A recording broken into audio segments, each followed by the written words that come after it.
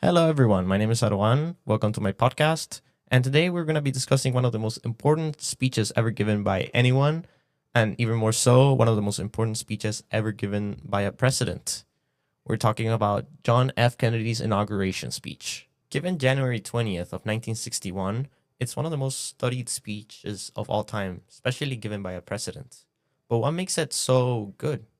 Well, that's what we're going to find out later today. First, let's set the scene. It's 1961. John F. Kennedy was just elected president. The United States and the Soviet Union are in the middle of a Cold War. It's a very intense global conflict that threatens the lives of billions of people. Everyone on Earth is on edge, and everyone is on the brink of nuclear annihilation. This has set a lot of fear in the minds of the public, both in the Soviet Union and the United States, and even in other countries, in all of America, in all of the European Union. Everyone is very tense and very scared. That's where John F. Kennedy comes in. At just 43, he becomes the youngest president ever elected in the history of the United States. When he steps onto that podium, the whole world is watching. They have expectations that he needs to meet, and John F. Kennedy delivers. One of the biggest reasons this speech is as popular as it is, it's how brief it is. Compared to other politicians and other presidents who have given their inaugural speeches, John F. Kennedy stands at a mere 14 minutes. This was considered very short even for its time, with only getting longer and longer speeches throughout history as more presidents get elected. But every single minute of that speech, every sentence given by Kennedy matters. It's in this speech that he delivers one of the most important and famous lines in American history. And so, my fellow Americans, ask not what your country can do for you, ask what you can do for your country. It's a simple, memorable quote. In a time where people are worried about what's going to happen in the future, he calls for the people of the country to not wait for what the government is going to do for them, but to take responsibility and provide for their own country, fight for their own country. This leads us to the second biggest strength in his speech, the use of rhetoric. Another one of his biggest lines in the speech is using rhetoric, using mirroring and creating a rhythm to emphasize his key point. Let every nation know that we shall pay any price, bear any burden, meet any hardship. He repeats the word any to just create an emphasis on it. The repetition builds momentum. It makes the message feel strong, unwavering, and it makes it so it's not just information. He's persuading his audience. But there's more than fancy words that make his speech so grand. It's the realism in his speech, the tone that he gives it. Kennedy uses a balance between being realistic and being optimistic to make his speech more impactful. He speaks about the problems that are going on in the world, and he chooses not to dismiss them, but to address them. He speaks of the solution to the problem, not being that everyone needs to agree on everything, but that everyone needs to want the same thing, and that's their own liberty.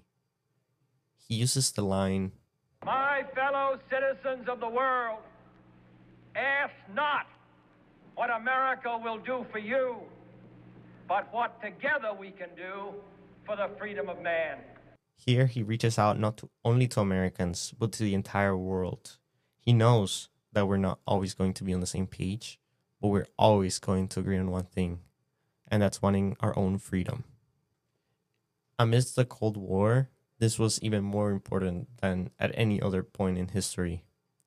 With tensions so high with the Soviets, opening the door was something unprecedented, and Kennedy was willing to do that.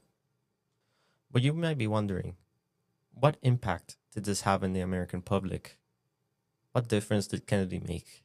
Well, the speech set up a new page in American history.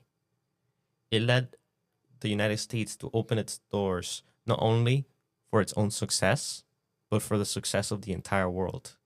It changed foreign policy in the United States into a more globalist focused policy. Secondly, it inspired an entire generation. After the speech, there was a noticeable rise in public service initiatives. Programs like the Peace Corps with John F. Kennedy started just that same very year reflected the same call to action he made in the speech, encouraging young Americans to contribute to global progress. At a time, third, it gave strength to America's image on the global stage.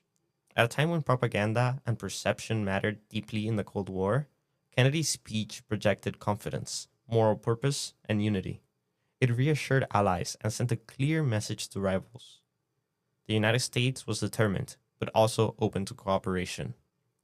This served as the opening to negotiations with the Soviets, something which had never been done before. And it led to, in the future, the quelling of the Cold War. One could say Kennedy was a stepping stool, which directly led to the disbanding of the Soviet Union just a few decades later. The final lasting impact of the speech is just how culturally important it is. Decades later, lines from the speech are still quoted in classrooms, political campaigns, and even in podcasts, such as the one that I'm doing right now. It's become a benchmark for what a great speech should include. It should be clear, inspiring, and purposeful. And most importantly, it should be short. So to conclude, why was JFK's inaugural address so good? Because it combines powerful language, a clear message, and a deep understanding of its historical moment. It doesn't just tell people what's happening, it tells them who they can be, what they should act on, and it makes them strive to be better. And that's what makes a speech timeless. Thank you all for listening to my podcast. This has been your host, Arwan, and remember, Nothing bad ever happens to the Kennedys! Wow!